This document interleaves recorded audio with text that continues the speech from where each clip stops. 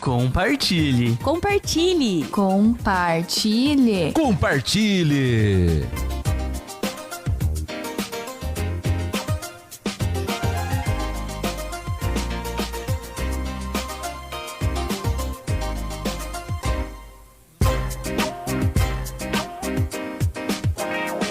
Nosso quadro Compartilha nessa tarde de quinta-feira, dia 26 de junho. Como eu falei anteriormente, né? Hoje comemoramos e devemos dar atenção também, né? Uma data importantíssima, é o Dia Internacional contra o Abuso e Tráfico Ilícito de Drogas. E como eu falei para vocês, estamos aqui com a presença do nosso querido Maricelso Ribeiro, né? Ele que é terapeuta, conselheiro, coordenador, monitor em dependência química pela Febrate, né? Ex-secretário municipal aqui da nossa cidade de políticas públicas sobre drogas. E é voluntário também de Amor Exigente em Piraí do Sul, aqui na nossa cidade. A todos vocês que estão acompanhando a nossa live, nosso muito obrigado. Já estamos ao vivo e a cores aí no Facebook para vocês. O Maricelso já está aqui também conosco, né, Maricelso? Uma boa tarde para você, amigão. Seja muito bem-vindo. Boa tarde, Sandro. Boa tarde, ouvintes da Madação FM. Grande satisfação estar aqui numa rádio gente que agradece. Mais ouvida, né? Aqui na cidade, o Sandro, além de locutor, para quem não sabe, é um cantor, né? Excelente. Obrigado, né? obrigado. Faz parte de banda. Verdade. Maricelso acompanhava nós, né? A Casey, né? A Casey era a nossa vocalista, a filha dele. A Casey, minha filha, também participava junto com o Sandro. Grande projeto. Uma grande satisfação estar aqui. Eu que agradeço. Junto com o Sandro, né? E dizer que esse dia, Sandro, nós não poderíamos deixar jamais passar em branco. Por quê? Porque é um dia de prevenção, né? Sim, verdade. Um dia nacional e internacional de prevenção, de combate às drogas, e nós não podemos ficar de braços cruzados. Isso Ainda mesmo. hoje acompanhava no Jornal do Meio Dia com o Leomar, tinha 2 ocorrências policiais de prisão por tráfico de drogas e por agressão à mulher, violência contra a mulher. Então, sim. São situações que são oriundas do quê? Oriundas do uso e abuso de substâncias psicoativas, né, que nós chamamos álcool e outras drogas. Essa forma de uso abusivo e compulsivo dá nisso, né, Sandro? Então, é uma coisa muito complicada que nós não podemos deixar passar em branco. Estamos aqui para trabalhar esse tema, para falar sobre esse tema. Outra coisa interessante é falar, Sandro, nós estamos no século XXI e as pessoas estão muito, mas muito preocupadas em ter coisas, né? Isso. O ser, quase nada. Mas o aparentar ser também está muito à tona. Muito à tona. Enquanto a saúde mental, ela está sendo mais ou menos esquecida pela maioria da população. Então, é bom saber que a cada 40 segundos, nós estamos aqui conversando há mais de 1 minuto, sim. Então, a cada 40 segundos, uma pessoa tira a própria vida. Olha que tristeza. Por conta da saúde mental. E entre a questão de problemas de saúde mental está o uso e abuso de substâncias psicoativas, no caso álcool e outras drogas. Isso é muito preocupante. Muito preocupante. E outra, como você falou anteriormente aqui, né? Aquela ânsia das pessoas hoje em querer mostrar tanto status, né? Gera um certo, até desequilíbrio mental mesmo, o que leva a pessoa ao uso muitas vezes dos entorpecentes, né, Maricelso? É isso que acontece hoje em dia na sociedade. A nossa sociedade está muito consumista, como você falou. Esse consumismo todo, essa ânsia, até por fama mesmo, né? Leva as pessoas ao abuso porque a gente conhece, eu sei de vários casos de famosos aqui, inclusive a gente vê na mídia, né? Que até alguns apresentadores de televisão, né? E de rádio também, que eu sei. Claro, não é o meu caso, claro, mas já tem também apresentadores que só conseguem executar a sua função hoje em dia, infelizmente, através do consumo da droga, né, Maricelso? E na minha função também de barbeiro, cabeleireiro, isso. Não é diferente, né? É verdade. Inclusive jogador de futebol também verdade. Acontece. Tem envolvimento. Atletas de outras modalidades, né? Então a gente não pode deixar passar esse tema, né? Porque a cada 40 segundos alguém tira a sua própria vida, né? É muito triste essa notícia. Sim. Porque as pessoas se apegam tanto a um poder, né? A ter cada vez mais dinheiro, mais poder, e esquecem das pessoas. É verdade. Então eu chego a ficar indignado com relação a isso, no que se refere às políticas públicas. Eu acho que coisas não são tão importantes quanto pessoas. Pessoas são mais importantes que coisas. Em qualquer cidade, em qualquer gestão, em qualquer lugar do mundo. Pessoas, elas têm que ser prioridade, no meu ponto de vista, absoluta. Depois vem as outras coisas. É isso mesmo. Porque se você não tá bem, como é que você vai usufruir, né? De um bom trabalho, você vai executar um bom trabalho, né? E isso só vem agravar. Você já tá ansioso no seu trabalho, né? Pra curar a ansiedade, a pessoa vai lá, desenvolve, começa com o uso ilícito de uma droga ali, que tem um, vamos dizer assim, claro, faz um estrago, mas ainda é médio, e vai subindo aquilo ali, né, Maricel? Cada vez piora, é isso? Exatamente. E uma coisa que a gente não podemos esquecer, é que enquanto família, enquanto pai, enquanto mãe, nós temos algumas obrigações. Entre elas, como pai, é da gente proporcionar aos filhos o bem-estar físico. Né? Ter uma casa para morar, ter comida, ter um tênis, ter uma roupa boa, né? Isso. E também é obrigação dos pais proporcionar o bem-estar emocional. Aquela família, ela tem que ser uma família onde tem harmonia naquela casa, né? E não podemos deixar de falar que é obrigação dos pais também proporcionar aos filhos um bem-estar espiritual. Nós não estamos aqui falando de religião, nada disso. Nós estamos falando do bem-estar espiritual, um poder espiritual que tem que estar junto com aquela pessoa e com aquela família.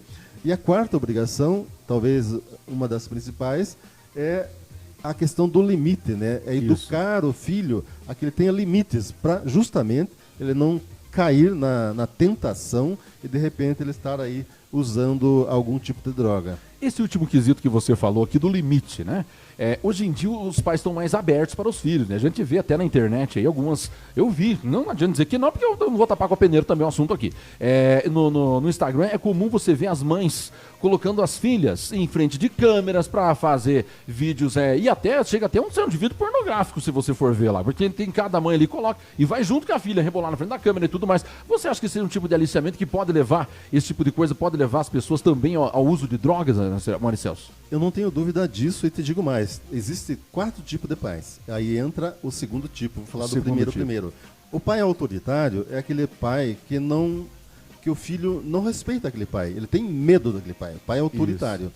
Qual que é a chance de entrar para as drogas? Muito pouca. Mas em compensação, o relacionamento praticamente não existe. Porque ela tem medo. Ela não tem respeito. Daí entra o caso que você acabou de falar, sim, de um pai permissivo, uma mãe permissiva. Que tudo que o filho faz, ela acha lindo, maravilhoso, né? Faz o que você acabou de falar de postagem na rede social. De repente, lá na escola, ele briga com um amiguinho e diz que ele tem razão, chuta a perna da professora. Hoje em dia está em alta isso aí, né? Triste, tá meio em alta, né? E tem aquela questão pior ainda, né? Que é aquele pai negligente. Que além dele ser permissivo, ele participa junto. Às vezes a criança está querendo lá partir para algum tipo de droga, ele vai junto. Ele participa junto. Participa. E se seu filho rouba, seu filho trafica, ele não está nem aí, porque ele acha normal, ele é mais que permissivo.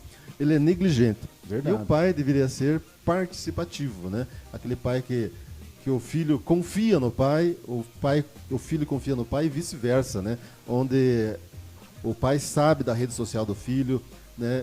Já estabeleceu os limites e a educação é uma educação muito participativa. Muito bom. Esse pai participativo, como a gente falou aqui no começo, agora para fechar esse assunto aqui, dessa parte, né? O participativo. Você acha que o quão antes a criança, hoje em dia a gente vê muitos pais novos, casais novos, né? Que já estão tendo filho precocemente até, né? As crianças já estão crescendo ali, ainda estão em fase da educação, de conhecer o mundo e tal, de conhecer como funciona a comunidade, a sociedade, né? Você acha que quão antes foi desenvolvido esse assunto? Você acha que esse assunto deve ser debatido já no começo, ali na faixa dos, o quê? Quantos anos de idade o assunto sobre drogas já deve ser debatido entre a família, digamos assim? Deve ser exposto. O principal, dentro de um lar, como eu falei, a família ela tem que ser participativa de uma maneira geral e preventiva. Preventiva. Participativa e preventiva. Então tem que ter um ambiente favorável para que ela não se atente ao uso de droga. Por exemplo, seu pai fuma, se a mãe fuma, seu pai bebe além da conta. Né? Não estou falando beber socialmente, além da conta. Ele passa a ser palavrões, o pai às vezes é agressivo com a mãe, ou com as pessoas, a criança bate alguém lá na frente da casa, ele diz que o pai não tá, já ensina a mentir desde o começo. Então essa é uma questão... É esse tipo aí, né? É esse tipo de educação que não pode. Né? Então a família, ela tem uma responsabilidade, porque veja bem, a formação da personalidade, isso que você acabou de falar, a formação do caráter, primeiro ela se dá no útero materno. A criança ainda nem nasceu, né, e já está sendo formado o caráter dela, porque muitas vezes Quando a mãe gestante passa por alguma dificuldade, afeta o feto, afeta a criança que está na barriga. Isso é comprovado, né? Que é o né, útero materno. Então lá começa já a ter alguma coisa inconsciente que algum dia na vida ela vai lembrar. Daí temos a segunda, útero familiar, a criança nasce, cresce e convive com tudo que nós falamos, né? Se é uma família favorável ou desfavorável para que ela parta por um tipo de vício ou não. E o útero social é quando ela deixa de fazer parte da família, após, geralmente, começa a cursar uma faculdade, sai do colégio, vai para a faculdade, um útero social, onde o meio é que também vai contribuir para a formação da personalidade e do caráter desse filho. Olha aí, ó. E isso já é quando já está na fase mais adolescente, digamos assim, né? A parte de frequentar uma faculdade, principalmente a presencial, né? Que você chega lá, você vai conhecer gente nova, vai se envolver com todo tipo de gente ali, né? Então é importante já ir com orientação para um ambiente desses, Maricel, se você diz isso aí. Não tenho dúvida disso, né? Tanto que existe a nível do Brasil escola de pais, onde a gente não pode participar. Escola de pais. Escola de pais. A rede social, ela pode educar também, né?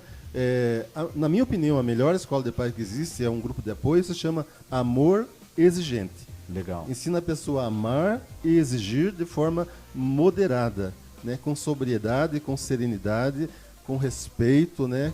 Com tudo aquilo que uma família tem que ter para ser uma família onde tem um ambiente favorável para que a criança evolua para o bem, né? Que ela não evolua contra ela mesma, contra a família e contra a sociedade. Porque senão o que vai acontecer? Vai entrar na questão das drogas, daí é aquela questão direta ao ponto, né? E a família vai ter aqueles 5 sentimentos, né? Culpa, o que eu fiz para ter uma filha ou um filho que se envolveu com droga? Vergonha, né? Porque a vergonha deixa a família de um jeito que ela quer esconder de todo mundo e acha que ninguém sabe. Verdade. E a sociedade inteira sabe que ela tem um filho e uma filha envolvida com droga. Mas pela vergonha, ela prefere esconder. Outra coisa, medo. Porque quando a pessoa está naquela situação de álcool e outras drogas, a família tem medo. Porque não é quando ela está na droga, é quando dá abstinência. Quando falta a droga e ela não tem o dinheiro, ela fica louca querendo a droga. E daí acontece o que acontece. Rouba a própria mãe, rouba o próprio pai, rouba a sociedade, rouba a si mesmo e acaba indo para as drogas para valer. Outro sentimento que a família tem é raiva. Porque quando está na situação, a família tem raiva às vezes de si mesmo, de não contornar o problema. Raiva do seu adicto, do seu dependente químico, né? Raiva de todo mundo, porque é uma situação complicada que ela não sabe lidar. E por último, o sentimento de preconceito. Eu achava que isso não ia acontecer nunca na minha família. Ou seja, quais são os 5 sentimentos que têm que ser superados? Culpa, vergonha, medo, raiva e preconceito. E substituir por quê, na realidade? Nós temos que substituir isso por uma mudança de pensamento, uma mudança de comportamento, e que todo mundo tenha naquela mudança de pensamento e comportamento a meta de mudar a situação que se encontra. Aí entra, né, uma questão que é importante para quem usa, né, que é aceitar a situação que se encontra, se render para aquela situação que ela é mais fraca que a droga, no caso, né, e honestamente ela buscar ajuda. Ela precisa da fé, ela precisa do tratamento, ela precisa de um processo de recuperação, né, e para isso ela tem que ter também a humildade. Se ela não tiver humildade, ela não consegue. E aprender a servir, né, que outras pessoas também precisam, na realidade. É isso mesmo. A pessoa, então, você disse que a pessoa tem que também se aceitação, né? Ela tem essa aceitação de que realmente está sofrendo com aquilo ali, com aquele vício, e até se dispor mesmo a enfrentar um tratamento. Isso é ótimo. A questão mais difícil que eu encontro, já isso há mais de 15, 20 anos que eu lido com isso, né? Como voluntário de Amor Exigente, como um pai de adicto em recuperação, graças a Deus, né? É a questão da não aceitação. Nem do adicto, do usuário compulsivo de substâncias psicoativas, álcool e outras drogas, que evoluiu para a doença, né? Código CID-10, do Código Nacional da Doença, ele tem dificuldade de aceitar a situação que se encontra. E, por outro lado, a família, por não saber lidar com a situação, tem a mesma dificuldade. Isso. A família se chama codependente. O codependente é aquele que convive com o adicto, né? E quer viver a vida do adicto, a vida do filho, da filha, e isso é impossível. Porque a única pessoa que eu posso mudar sou eu. Tem certa situação que a única coisa que eu, para ajudar, eu posso dizer finalmente, após um acolhimento, a única coisa que eu posso fazer é rezar por aquela pessoa, porque a gente percebe que a família ela não vai aceitar a condição que se encontra. Ela prefere viver naquele triângulo da obsessão. No passado, né, vai culpar o passado por tudo que está vivendo naquele momento, tem medo e raiva do presente e não consegue, naquele momento, naquele presente, tomar uma atitude correta, que é buscar ajuda. É isso mesmo. Muitas vezes, por não saber, até muitas vezes, né, dessa parte que fica até ludibriada por conta da manifestação desse mal que está afligindo a pessoa, né? E também por não saber onde também encontrar essa ajuda. Mas não é um ponto final não, né, Maricelso? A pessoa muitas vezes até enfrenta muitas vezes um tratamento, não deu certo, né? A família está tentando lá, pensa, vou colocar um ponto final. Um ponto final nunca, é isso, Maricelso? Sempre vai existir uma luz no fim do túnel para essa pessoa, para a família, para todos. Então vamos de ordem prática, né? Então existem 3 formas, a princípio, de você iniciar uma internação. A palavra internação visando já uma possível recuperação e tratamento. A internação voluntária. Quando a família descobre, vê a situação, todo mundo entra num acordo com o adicto, com o filho, com a filha, com o pai, com a mãe, todo mundo concorda e através de uma internação voluntária numa clínica, a princípio, com profissionais de saúde, com qual objetivo? Desintoxicação. Por que eu falo essa palavra desintoxicação? Porque é só isso que vai acontecer. Fica lá, tipo, vamos pegar um exemplo prático, né? Vai aqui para Ponta Grossa, São Camilo, né? Hospital Psiquiátrico de Londrina ou em Curitiba, onde for, ela fica lá no máximo 45 dias. Para que serve esse tratamento clínico com remédios? Na minha opinião particular, para que ela tenha apenas um choque de realidade. Que ela está doente, essa doença não tem cura, essa doença é progressiva no tempo e vai acabar matando. Essa é para que serve esse tipo de internação. Volta ali depois de 45 dias, o que fazer? Aí é que eu entro com o nosso trabalho voluntário, que nós conhecemos, que nós somos leigos, nós não somos psiquiatras, não somos médicos, né? Não somos psicólogos, nós somos voluntários. Mas pela experiência que nós adquirimos, depois que a pessoa retorna lá da sua desintoxicação, ela tem que iniciar um novo processo de recuperação e não é internação numa comunidade terapêutica. Ela vai ser acolhida naquele ambiente para que ela entenda com um tempo mais extenso, que não seja só os 45 dias, que seja de 3 meses a 9 meses, para que ela entenda o processo que ela tem que passar de recuperação, para ela entenda um tal de PPR, Plano de Prevenção à Recaída, e que o principal de tudo nesse período longo que ela está lá, ela estude. Ela deixa de ter a mente preguiçosa e passa a ter uma mente mais com vontade de conhecer coisas novas, entender a doença e que é possível ela viver sem álcool, sem drogas. É possível viver em sobriedade desde que ela desenvolva também uma coisa chamada espiritualidade. Espiritualidade. Isso é fortíssimo, é essencial para que a pessoa possa se livrar, ou vamos dizer assim, se resgatar desse assunto das drogas. É isso, Maricel? Eu sou bem sincero, porque a gente entra em conflito, né? Com muitos profissionais de saúde, com muitas clínicas, que dizem que isso é lenda. É lenda. É lenda. Nós que passamos pelo problema na pele, e eu tenho certeza que as famílias que passaram, que têm hoje os seus filhos em recuperação, quando eu falo em recuperação, a pessoa parou de usar droga. Parou. Ela está em recuperação. Existem vários casos, né? E por que em recuperação? Porque pro resto da vida ela vai ver em recuperação. Então, se ela está em recuperação, não é uma lenda, é uma verdade. A pessoa passou primeiro por profissionais de saúde, nós concordamos, achamos importantíssimo ela passar pelos profissionais de saúde, com psicólogo, psiquiatra, com remédio, daí devolva para nós tratarmos a outra parte, para ele, numa comunidade terapêutica, para ele aprender de novo a acordar na hora certa, a escovar o dente na hora certa, a tomar banho na hora certa, a fazer atividade física, atividades laboratoriais, para que ele aí sim desenvolva a espiritualidade, porque, no meu ponto de vista, o grupo de apoio pro adicto que mais funciona, que não seja além do álcool, porque o AA é o melhor que tem para quem está doente do alcoolismo. Agora, para quem evoluiu para maconha, para o crack, para a cocaína, já é NA, Narcóticos Anônimos. Porque eles trabalham tão bem, e eu sou tão fã. O curso que eu fiz na Federação Brasileira de Humanização Terapêutica, FEBRACT, a maioria dos professores, mais de 80%, são adictos dependentes químicos em recuperação e que estão hoje do outro lado. Eles estão hoje recuperando pessoas, salvando vidas e nos ensinando o processo de recuperação e o processo de salvar vidas. E dá muito certo. Então eu sou muito fã desse pessoal que está em recuperação e que se torna voluntário. Porque quando a pessoa se torna voluntário, ou um profissional da área, tipo um terapeuta, tipo a Carla, que é a minha mentora com relação a isso, não tem como enganar uma pessoa dessa. Então, quando alguém me procura na minha casa, não pense que eu vou passar a mão na cabeça dele ou da pessoa. Eu vou falar o que eu escuto da Carla, o que eu escuto dos outros profissionais. Lá, você quer mudar de vida? Então, mude você primeiro, né? Pare de ser arrogante, pare de ser prepotente. Você não é dono da verdade, você está doente. Né? E nós não precisamos ir longe, basta ir na Praça Central aqui, que está chamado de apelido de Alcolândia, que você vê isso. Grande apelido, né? Alcolândia. Alcolândia, Praça da Alcolândia. Então nós temos condições de fazer um trabalho com relação a isso. Aí tem que ter o quê? Muita vontade política de querer fazer. Porque isso dá trabalho, não dá voto. Então são poucas as pessoas que querem fazer esse tipo de trabalho. É verdade. Os narcóticos anônimos, aqui em Pirei tem um narcóticos anônimos também?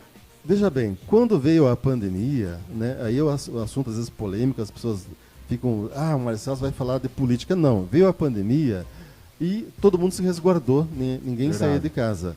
E com esse período, o Amor Gente e o NA, Narcóticos Anônimos de Perisul, também deu uma parada. Quando nós tentamos voltar, nós precisávamos de uma política pública efetiva, como acontecia em 2013 a 2016, quando eu ainda estava lá à frente da Secretaria Municipal de Política sobre Drogas, eu era prefeito. Vamos falar de português claro. Então, funcionava a rede de prevenção, a rede de atenção, a rede de cuidado. Começava lá por quem? Pelo Poder Judiciário, Ministério Público, Polícia Civil, Polícia Militar, Conselho Tutelar, né? Daí vinha para a Prefeitura, com o CAPES, com o CRAS, com o CREAS, com os postinhos de saúde e com o hospital.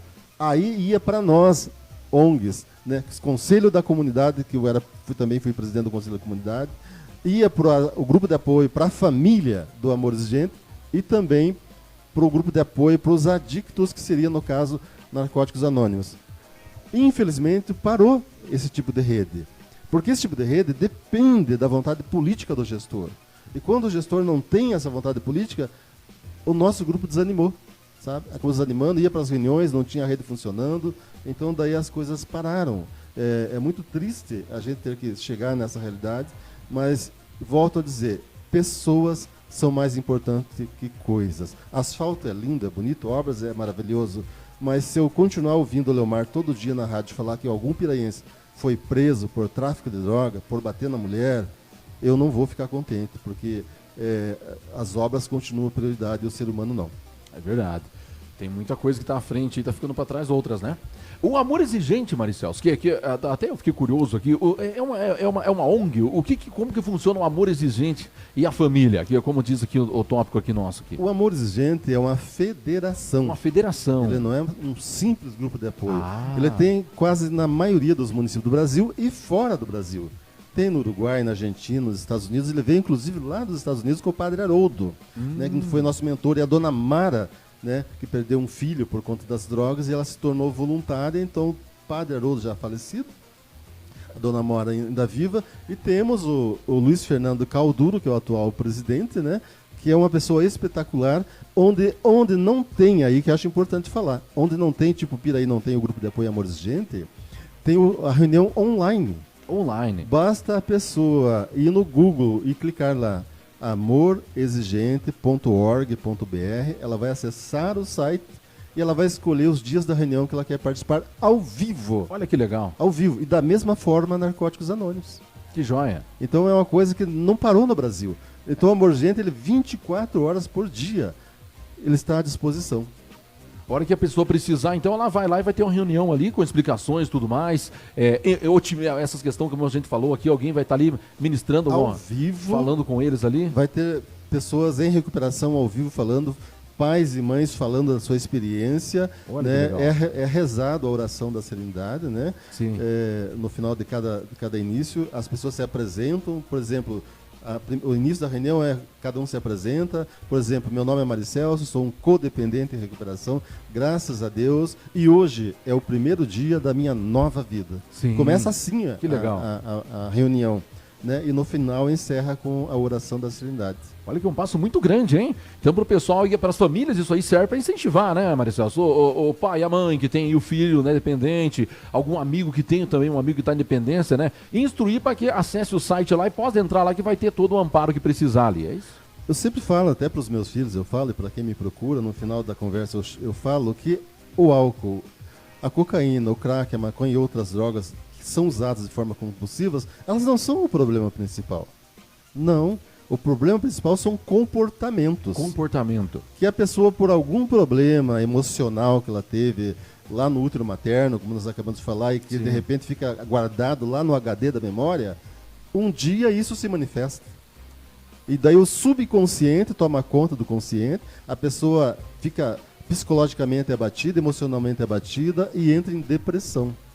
A partir da depressão, a pessoa precisa resolver o problema, porque ela tem raiva, ela tem medo, e daí ela busca alguma fuga. E essa fuga, infelizmente, se chama álcool, que é a droga legalizada, que num primeiro momento ela até ela faz entre aspas, bem pro cérebro, né? Porque toda droga, ela pega onde? Ela pega o cérebro, né? Verdade. Mas na sequência, o pessoal pensa que a bebida alcoólica ela é estimulante, não, ela é depressiva.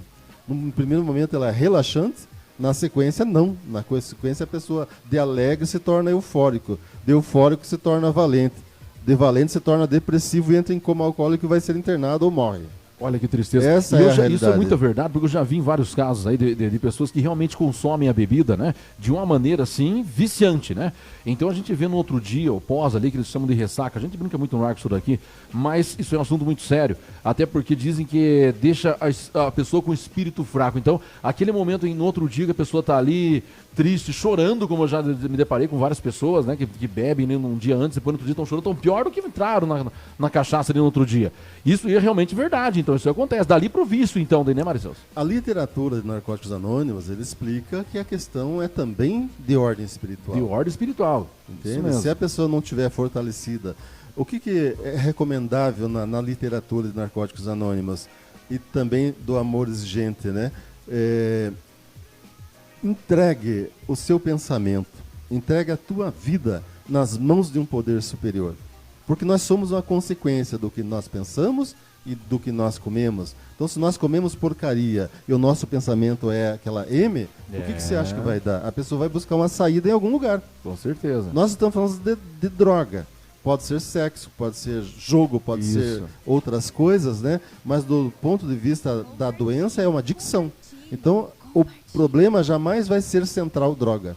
O problema central se chama comportamento. E se a pessoa não consegue aprender a viver o hoje, ela vai ficar presa no passado. E vai justificar sempre o uso e o abuso de substância porque aconteceu alguma coisa lá no passado que ela nem sabe direito como aconteceu, mas ela não perdoa o que houve e não se perdoa. E por conta disso ela não consegue planejar um futuro que é o dia de amanhã, por exemplo. Olha aí. E para essa aceitação, vamos só dar uma retornada aí antes daqui a pouquinho a gente vai fechar a entrevista, mas vamos retornar antes aqui, ó. Você falou sobre isso daí. No começo do tratamento, vale a pena resgatar qual foi o motivo que a pessoa entrou para esse mundo aí? Esse é o primeiro momento, é isso daí. A partir do momento que a pessoa entende a razão, né, que ela passou a ter aquele comportamento e que geralmente é traumas emocionais da infância, geralmente, e que ela vai afetar.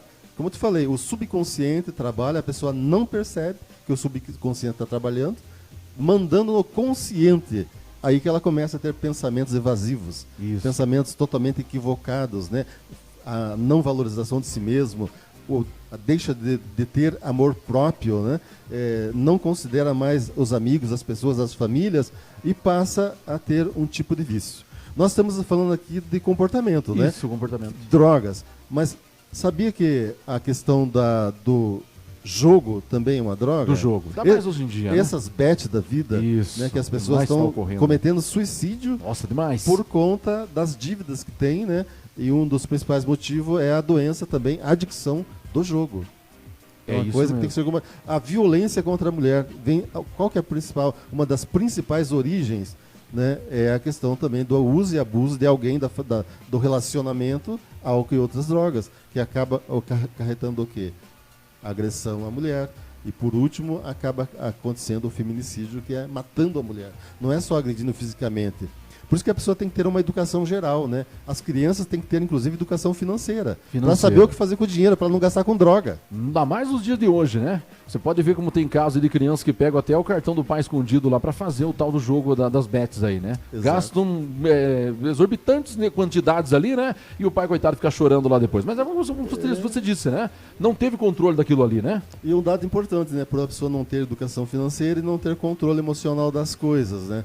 Ela passa a desenvolver a doença, mas a pergunta é, tem cura para a questão de bets e vícios de jogo? Tem. De cada 10, 7 continuam fazendo o tratamento, e desses 7, 5 se recuperam. Olha que legal. Então existe esse dado estatístico recente, né, da questão das drogas, né? Então hoje a rede social, que é por onde a pessoa faz o jogo, ela precisa assim não é de uma censura, como eu ouço falar por aí, ela precisa de uma regulamentação. Então, eu não tenho dúvida sobre isso. Então todo esse assunto, todo esse envolvente sobre todos esses tipos de drogas e muito mais ainda a parte de narcótico, né? É passível que os familiares, a pessoa próxima, dê esse primeiro, puxa o gatilho ali para a pessoa poder se conscientizar que ela precisa desse tratamento. É isso. Não tenha dúvida. E mais ainda com uma coisa que eu acho importante, vamos supor que a pessoa está lá naquela situação muito complicada, ela faz a desintoxicação com profissionais de saúde, ela vai para uma comunidade terapêutica, ela retorna depois de 6, 9 meses, ela já tem um trabalho para ela fazer, vamos supor que o município está trabalhando em cima disso, ela volta a viver, a trabalhar, mas se ela não mudar pensamento e comportamento, não resolve. Porque o problema principal dela é comportamento. Eu nunca esqueço um adicto em recuperação, que hoje ele é terapeuta lá de Minas Gerais, que joia. O Luiz Fernando, que é meu amigo, almoçando na minha casa, um dia ele falou, Maricelso, a coisa que eu tenho mais que cuidar 24 horas por dia, principalmente quando eu acordo e boto os meus pés no chão, é com os meus defeitos de caráter. Olha. Porque não adianta nada eu parar de usar álcool, parar de usar maconha, crack, cocaína, se eu sou um crápula. Se eu sou um mau caráter. Então eu tenho que cuidar também do meu caráter. Aí, lógico, entra aquele debate de novo com os profissionais de saúde, política de redução de danos e tal, mas isso é verdade. A gente escuta de quem passou pelo problema, não de quem só cursou uma faculdade e fez uma pós-graduação no tema. Só, né? Nós temos experiência de vivência, é diferente. Então hoje prevenção é informação correta. E eu estou disposto a debater, como eu sempre debato nas conferências que participo, com médico, com psiquiatra, com psicólogo, e a gente entra em conflito. Sim. Porque eu sou a favor da recuperação de danos. Eu sou a favor, porque a pessoa ela precisa às vezes sair do crack para maconha, às vezes é preciso. Às vezes é preciso ela sair da maconha para cerveja. Às vezes é preciso sair da pinga para cerveja. Às vezes é preciso sair da maconha para o cigarro. É uma política de redução de dano para preservar a vida dela. Só que nós defendemos, além disso, a sobriedade. Porque não existe nada melhor no mundo que a sobriedade. Porque a hora que ela conseguir atingir a sobriedade, ela vai dizer, não, beleza, muito obrigado, vamos deixar para amanhã essa festa que vai ter tudo isso aí, mas hoje eu não posso. Essa é a questão principal. É saber o lugar que a pessoa se encontra como ser humano em recuperação. Considerando que essa doença não tem cura, ela não tem cura, é progressiva no tempo e acaba matando, infelizmente. Não só o adicto, mas também a família. A família, é isso mesmo. E a família mesmo, depois desses dias que a pessoa passou internada e tal, teve a parte de desintoxicação. Nessa volta, é importante a família já estar também com um plano já armado para essa pessoa não se desnortear disso daí, né, Maricelso? Bem isso. Não adianta ela vir de lá e a família tá bagunçada, né? Bem isso. Tem que ter um ambiente confortável, um ambiente legal, com um pensamento rápido sobre como, né, manter essa pessoa novamente, inserir novamente na sociedade sem vício nenhum, é isso? De 2013 a 2016 nós trabalhamos 100% isso, sabe? Porque se a família não for cuidada, se a família não for, não digo a palavra tratada, mas acolhida, e aí o lugar, amor exigente. A pessoa, pai, mãe, tem que deixar de ser arrogante, tem que deixar de ser prepotente, tem que jogar no lixo aqueles 5 sentimentos: culpa, vergonha, medo, raiva e preconceito. e substituir por responsabilidade. Só que essa responsabilidade ela vem compartilhada com todo mundo da casa. Às vezes aquele ambiente que o filho, no quarto que ele tinha antes de ser internado, ela vai entrar naquele quarto e fala, meu Deus do céu, isso é quarto. Né? Quando o filho volta lá da internação, da desintoxicação, lá do acolhimento da comunidade terapêutica, o quarto tem que ser outro. O ambiente familiar tem que ser outro, para que a pessoa não entre naquele processo de recaída. Né? O que é a recaída? Para valer, pelo que nós aprendemos até agora. A pessoa está em sobriedade com um tempo inferior a 2 anos. Ela volta ao uso, ela não recai. Não recai, ela volta ao uso mesmo. Para dizer que a pessoa recaiu, ela tem que estar em sobriedade há mais de 2 anos. Então, o que eu tenho visto por aí não é ninguém recaindo, não. As pessoas estão simplesmente voltando ao uso. Voltando ao uso. Então, ela não levou a sério o processo de busca de informação correta, busca de ajuda correta, no lugar correto, no lugar certo. Dificuldade que eu queria rapidamente falar para você aqui em Piri, na prática. Vamos supor, se tem alguém da tua família, ou eu tenho da minha família, alguém que está ouvindo tem da sua família, alguém que está dando trabalho, que a paz naquela casa acabou. E de repente a pessoa tem uma luz e pede ajuda. Onde é que ela vai? Aí que é a pergunta. Vai no Maricelso, beleza, mas eu não tenho uma rede funcionando. Então ela tem que ir, eu vou dar toda a orientação que eu puder e que eu sei fazer isso muito bem feito. Um acolhimento meu não dura menos que 2 horas de conversa. E de forma voluntária e gratuita, eu não cobro nada. O que eu oriento? Que a pessoa vá no CAPS porque ela precisa iniciar o processo do quê? De desintoxicação. E o que é visto lá no CAPS? Ela é colocada num protocolo onde dizem para ela, tá, beleza, você está querendo então desintoxicação, está querendo tratamento. Então nós vamos colocar você na fila do sistema de vagas, fora do município. Então você vai entrar lá na central de vagas, vai entrar na fila. E daí a pessoa, vou entrar na fila. E nesse período que eu vou esperar a minha internação, eu vou ficar onde? Se a pessoa está na praça, ela volta na praça. Se a pessoa está na casa, ela volta na casa no primeiro dia, no segundo dia ela está na rua. Quando abre a vaga, como é que vai encontrar essa pessoa? Já está afundada, né? Dificilmente você vai encontrar ela. Perde a vaga. O que nós fazíamos de 2013 a 2016? A pessoa nos procurava, eu ia junto com a família no CAPS, que é o protocolo, fazia lá o processo de acolhimento de protocolo, dali eu pegava no meu carro e levava no hospital. Entrava na sala de consultório do médico e explicava para ele, a situação dele é essa. E pergunte para ele o que ele quer, que é tratamento. Pergunte para ele se ele não iniciar o tratamento agora, para onde ele vai. Vai para a biqueira, vai para a boca. Né? Então, se perde essa oportunidade de rede, de CAPS hospital, perde-se a chance de salvar uma vida. É por isso que as pessoas estão morrendo. A pergunta é, como é que está o CAPS e o hospital? Mesma empresa, as duas, ambas terceirizadas, né, que se chama IBASES. Eu sou conselheiro municipal de saúde, essa é a grande briga que eu tenho. Elas não se entendem, não conversam e o protocolo é diferenciado. Então, o CAPS é que abre a vaga, mas ela não tem como acolher a pessoa ali para iniciar um processo. O hospital diz que lá não tem lugar, não tem equipe, não tem nada. Ou seja, a pessoa é largada para trás. Mas daí tem a internação involuntária. A involuntária é quando existe uma forma de correr atrás dele. E a compulsória, que é judicial. Daí o juiz determina, né, de alguma forma, que é uma coisa muito grave. Daí o CAPS com a polícia tem que correr atrás da pessoa.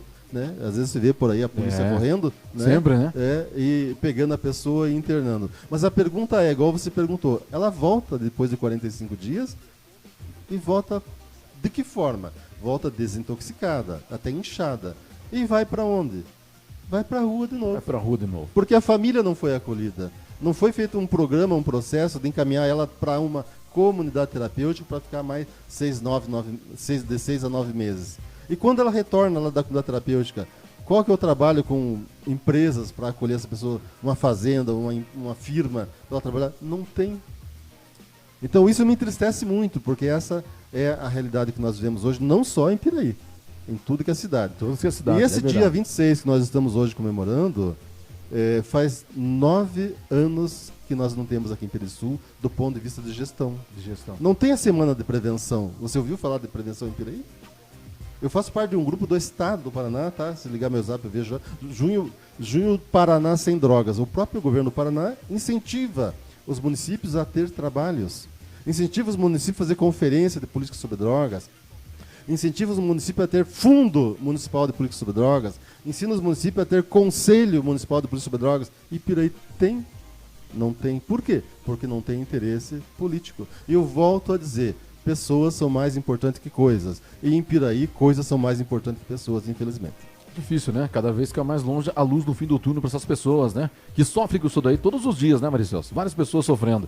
Hoje, pro pessoal, então, que está chegando agora, você que já está nos acompanhando aqui, estamos com o Maricelso Ribeiro, né? Ele que é terapeuta, conselheiro, coordenador, monitor em dependência química pela FEBRAT, ex-secretário municipal também de políticas públicas sobre drogas e voluntário do amor, exigente aqui na nossa cidade de Piraí do Sul, sempre acolhendo o pessoal, sempre dando orientações sobre como evitar as drogas e como também fazer o tratamento, né, dessas pessoas, encaminhando, como ele disse aqui, muitas vezes até para as cidades de fora, né, para que as pessoas continuem essa luta contra as drogas. Nesse dia que marca, é uma data magna aqui no calendário, não só aqui do Brasil, mas a nível internacional também, que é o Dia Internacional contra o Abuso e Tráfico Ilícito de Drogas. Já estamos chegando já nos finalmente da nossa entrevista com o Maricelso nessa tarde aqui, da participação dele na nossa bancada, aqui pelas ondas da Madassol FM. Lembrando que estamos ao vivo lá no Facebook, essa live que a gente está registrando vai ficar lá depois para vocês assistirem, para o pessoal que quer as orientações. Ele já passou aqui no ar, basta você vai lá e vai fazer um replay dessa live que vai ficar marcada lá no Facebook, na página da Madassol FM, beleza? Maricelso, quero agradecer a você, meu amigo, quero que você diga as palavras finais aqui pro pessoal que está nos ouvindo, está nos assistindo e que depois também vai acompanhar essa live lá, porque é um assunto de interesse da nossa comunidade e, como você disse, merece toda a atenção, né, Maricelso? Nós precisamos recuperar em Piraí do Sul o programa chamado Justiça Terapêutica. Justiça Terapêutica. Piraí do Sul foi modelo de 2013 a 2016. Que legal. A doutora Leila, juíza de justiça, ela foi premiada porque a juíza que assinava o programa junto com o promotor, o doutor Antônio, naquela época, fazia um trabalho maravilhoso, onde ela tinha o apoio da rede. Então tinha o Poder Judiciário, o Ministério Público, Polícia Civil e Militar, Conselho Tutelar, daí tinha nós da Prefeitura, né, CAPES, CRAS, CREAS, Secretaria Municipal de Polícia sobre Drogas, tinha as ONGs, Amor de Gente, Narcóticos Anônimos. E se alguém duvida, pergunte para o doutor Jairo, que é o nosso delegado de hoje. Quando ele tinha uns problemas recorrentes de pessoas envolvendo com drogas, que tinha que aprender e soltar, chegou num ponto que ele falou: Maricelso, posso te mandar agora essa pessoa aqui, tô com ela e a família, porque eu não aguento mais prender, porque logo tem que estar na rua de novo, para você fazer um acolhimento, um tratamento. Quantos nós fizemos sobre isso? Pergunta para o Jonas, conselheiro tutelar, para a Fátima, para o Adão, naquela época, que a gente, quando era adolescente, a gente ia junto na casa e fazia o trabalho de acolhimento, de atendimento e o encaminhamento ainda adolescente.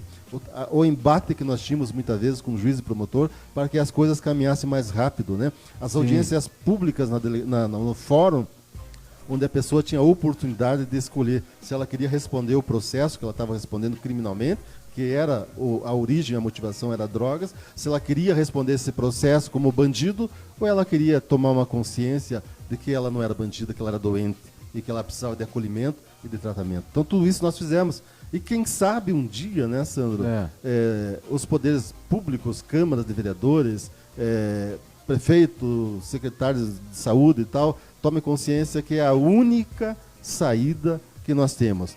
Obras são importantes? São, mas pessoas são mais importantes que coisas e são mais importantes que obras. Muito obrigado ao Leomar, a Marzi, por essa oportunidade, e principalmente ao Sandro, né? A gente que agradece, você sempre meu grande amigo aqui. E vamos continuar na luta, porque essa luta não pode parar. Ela tem que continuar e é a missão que eu tenho. Eu escapei, todo mundo sabe, de várias situações graves de coração.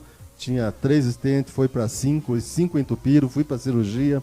Hoje é dia 26 de junho, então hoje faz 1 ano e 26 dias que eu estou com uma nova vida. Olha! Né? Então eu passei por cirurgia grave e continuo com essa missão. Enquanto eu tiver fôlego, tiver a mente funcionando, as críticas não me importam. Elas podem continuar vindo, porque eu sei o que eu passei e eu sei que aquela pessoa que está me ouvindo talvez agora está passando e ela não tem a quem recorrer.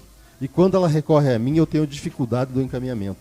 mas vou continuar lutando. Aonde? No Conselho Municipal de Saúde, continuo conselheiro e vou continuar incomodando, sim, o secretário de Saúde e a gestão como um todo para que ela abra o olho e dê valor para a nossa sociedade como ser humano. Muito obrigado. Eu que agradeço, Marisel, sua participação aqui, disponibilizando seu tempo essa tarde, né? Junto com a gente aqui no rádio. Transmissão ao vivo lá pelo Facebook também na nossa live. Você pode acompanhar novamente daqui a pouco, logo mais. A gente vai finalizar aqui, já vai entrar lá e você pode fazer um replay da live inteira se você quiser. Tirar suas dúvidas lá, ele explicou muito bem explicado aqui.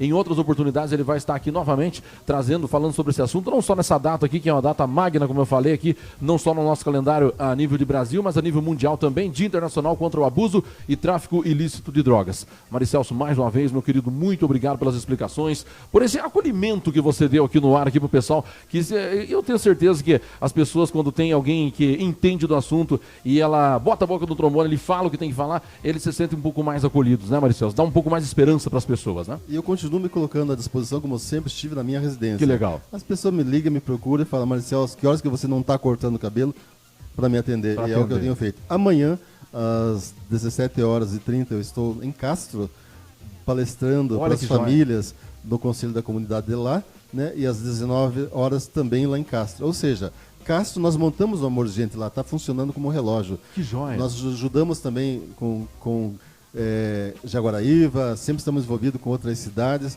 porque o trabalho não para. É uma pena que Pereira do Sul não tenha a rede funcionando. Tá bom? Senão seria mais um vínculo, né, Maricelso, nas cidades aí, isso é muito bom. Muito obrigado, Maricelso. Valeu, amigão. Boa sorte para você, que Deus abençoe sempre na sua caminhada. E nós vamos ficando por aqui no nosso quadro Compartilhe, programação normal através das ondas do rádio. Você que nos acompanha pela live, nosso muito obrigado, meu muito obrigado a todos vocês. Logo a gente vai falar mais sobre esse assunto aqui. E vamos pro rádio. Valeu, pessoal, um grande abraço a todos e você continua na frequência. Compartilhe por hoje, chega por aqui. Valeu! Compartilhe. Compartilhe. Compartilhe. Compartilhe. Compartilhe. Compartilhe, compartilhe, compartilhe. Compartilhe. Compartilhe. Compartilhe. Compartilhe.